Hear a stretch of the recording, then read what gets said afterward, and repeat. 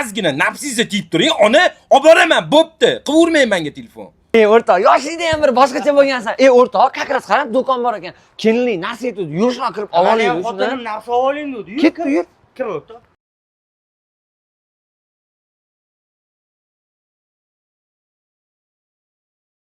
O'rtoq, xotinimga maminni olaymi-ka?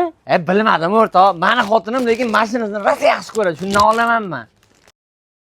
Aka, men bilan hisoblab bering. Salladagi xotin-qullarga narsa sotilmaydi bu do'konda. Borlaring. Ozizga qarab gapiring, nima deganingiz bu, aka? Nima sallaga eshikni ko'rsatib qo'yaymi?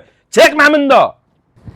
Nima gapimni tushunmadilaringmi? Kirmaslaringdan magazinga xotinim deysanlar, undan ko'ra onalaringga narsa olsalaring o'lasanlarmi? Aka, bilib bilmay lekin noto'g'ri gaplarni qattiq gapirib tashyapsiz. Dilshod o'rtoq, o'zingni bos, men o'zim tushuntirib qo'yaman bu akaga. Aka, birinchidan shu ayollaring deyotganingiz, shu bolamning onasi bo'ladi.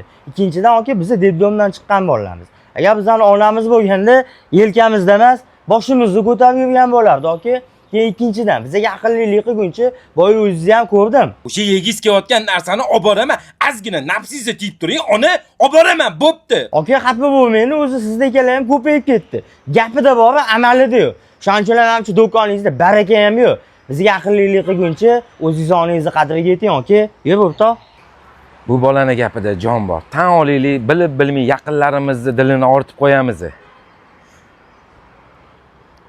Ali onajon, meni kechiring. Aytgan narsangizni hozir olib boraman. Nima yegiz kelyapti? Xo'p bo'ladi onajon, hozir boraman.